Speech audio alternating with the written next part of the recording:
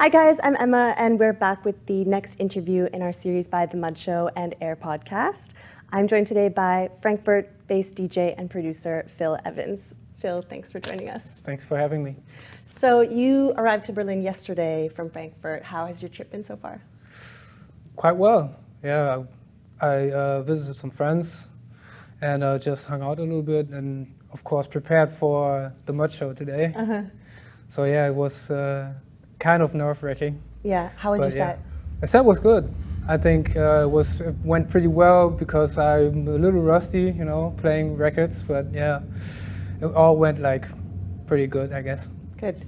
So one thing that you mentioned when we talked earlier this week was that you hoped that through this interview people would kind of get to know a little bit about who you are. Yeah. So I'm wondering if you think that also your set earlier today also kind of gives people a bit of an impression of who you are. Yeah, I think I'm a versatile DJ. I can play like techno records or house records, but I really stick to the house stuff, more or less. And today I could show what's in my bag, and preparing for the live stream was like just going to my room, picking out the records, and see that I just take the records that really mean something for me, So yeah, it's kind of a good reflection, I would say. So would you say that music in general kind of gives that impression or kind of gives a good representation of somebody's soul or at least their personality? Yeah, I think so, yeah. Because it's always, the style is always reflecting yourself. So I think people always have different emotions and a different way of listening to records and different connections to them. So, can you think of any artists for you personally that you really kind of sense their personality coming through in their sets? Ooh, it's a tough one. I would say myself, but other than myself, I think, yeah, in general, it's like when you listen closely, you can feel that something inside of every set, So it's hard to like point out just one DJ. But if I could point out a DJ, I guess it would be Markus, Sure. a good friend of mine, because he is like a really laid-back guy and has like great records and a good ear for good records. So I think it's he has this kind of thing going on. Definitely. A few days ago you said that when you first moved to Frankfurt in 2014, you were working at the record store Freebase, which is in Frankfurt. And then after that you started working at Gosu, where you sort of started establishing yourself a bit more in the scene, I guess through networking and through meeting people that came into the shop. So do you want to tell me a bit about that experience and what it was like working at these two different record stores? Yeah, well, at Freebase, I was a customer there.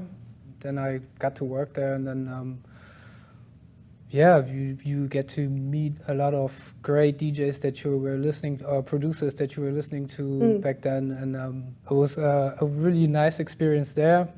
Because of Carsten, who was my boss at that time, he is like known in the scene because he has like had a residency at Robertson and had a residency at Fabric, and so he got to know like almost everyone in the scene. So they would come to the store when they were playing at Robertson, for instance, and so I got to meet like Dorian from Raw Music and Daniel Bell, Zip, and so on. But I really couldn't talk to the guys because I was so shockingly starstruck, so I didn't get anything out. So did that help you in terms of like, I don't know, getting gigs around that time? Like, did you feel like you were kind of getting that foot in the door in terms of playing out? Yeah, of course, because there's like 3 clubs in Frankfurt, and it's really hard to get your foot in the door. So I used to play records out at Freebase, for example, and just people coming to me and like, are you DJing and so on. I'm like, yeah, of course, yeah, I'm into music and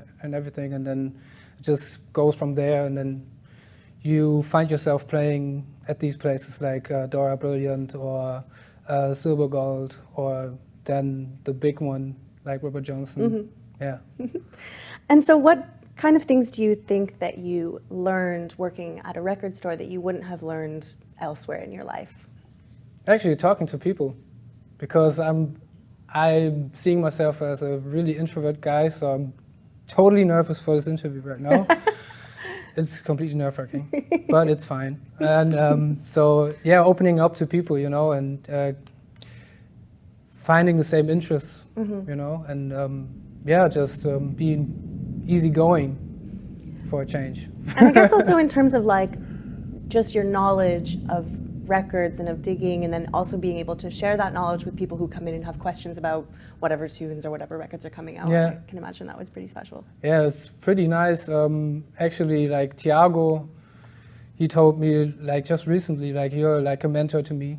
Oh, that's and it's nice. like really nice to hear that, of course. And yeah, it's because I always talk to the people and tell them how to mix properly, maybe, or just to what record might fit to the next one, and so on. So it's really nice to have this kind of communication, you know. Definitely. So you mentioned that you've been producing for quite a while. It's been something like 13 years for you. And Yeah. you actually told me a story about how when you first started making music, you were using a PlayStation at your parents' house. Do you want to tell me about that? So yeah, I had this PlayStation at home, and I got this game called Music 2000 from a friend. And so I would just put it in and play with it, you know, and made like this crazy stuff. Like back at that time, I was like more into like hip hop and these like new R&B kind of styles, like Timberland or whatever. Sure. So I tried to rebuild these ideas that they had, and would go downstairs when my parents wasn't at home and just blast them out on the sound system. I'm sure your parents were happy about that.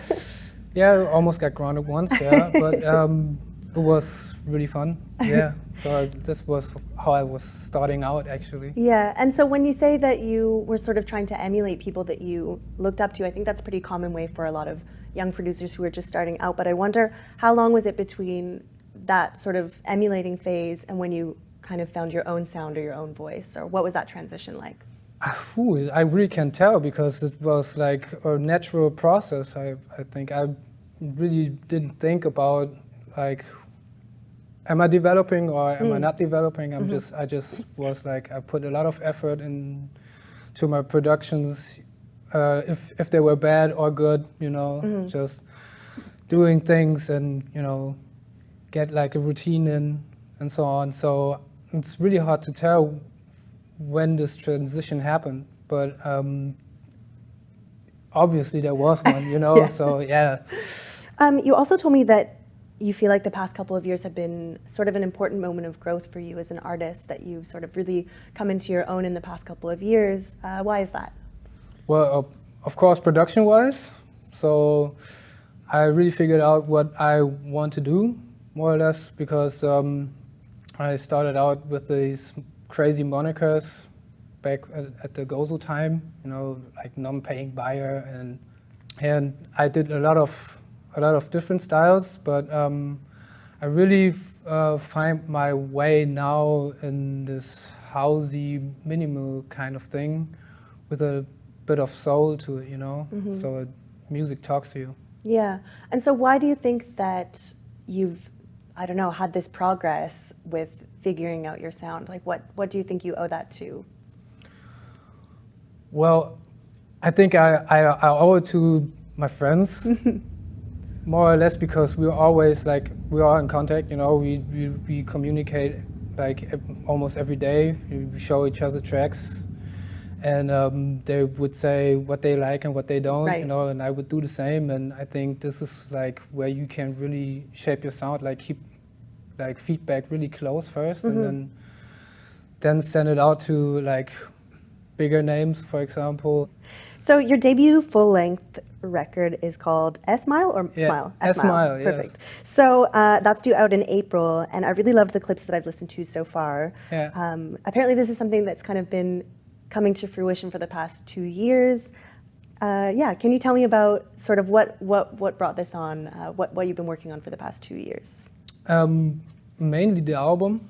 So I was, yeah, more or less, I had like some remixes, like remix requests coming in, like for is it Ewan or Even Janssen? I don't know how to pronounce that. I think it's Even Janssen from Australia.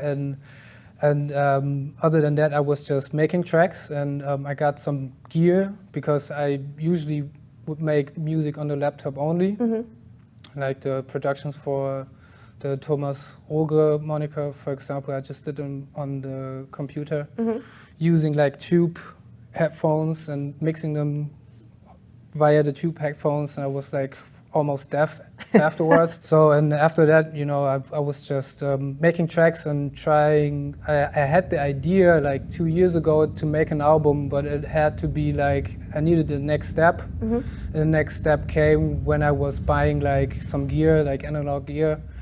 And so I just refreshed some old projects and put some new project also on the record, and I think it fits pretty well. So even though this record is coming out on Pager, which you co-founded with Markus Sommer, of course, you're also starting a new venture, which is your own record label called Freizeit. Yes, Freizeit. Tell me about that. Well, during the pandemic, I realized that, I don't know, that I have to do something on my own. So I took a little step back from Pager because Markus was doing all the operating stuff almost on his own. So I talked to him and I was like, man, I think about making an own label. And he was like, yeah, go for it. And so I, thinking about the time where I was making the album together with Thiago on Pager, Freizeit Amigos. So I adapted it from there. I just took the name Freizeit because it's like capturing the sound, which is like really connected to the free time that we have making the music. So you're going to be doing vinyl-only releases for Freizeit, and I wonder why that's important for you or for the feel of the label. Like, is it just because that is sort of something that is interesting at this time, or that's what people are interested in right now? Yeah, I guess I think that people they are really buying records now, and like I was working at a record shop for 5 years in total, so it's really nice to, you know, like getting like new records in the store, and it's like good stuff, and just selling records, it has this feel, you know, this feeling you have this cover and the artwork on it and stuff, and it's like you can hold it in your hands. It's completely different from like buying digital stuff from Bandcamp or whatever. I'm not saying that I wouldn't be doing it in the future, but right now it just feels right to just make it vinyl only. And it actually works out quite well because you are also starting your own online record store. Yes. Tell me about how that idea came up. So that also came during the pandemic because I was just browsing through my record collection and I had this huge pile of records that I didn't really feel anymore. So I was like, man, why not keeping them in rotation, you know? So I started selling records from at home. So, and then I had this idea, maybe just pick up this record selling thing again from 2 years back and just think about a different concept. And I think because I can't afford like a space where I can have a record shop, so the best thing to do would be to have an online shop where you have like really, really easy costs where you don't have to spend so much money on, firstly, and just do your thing. Yeah.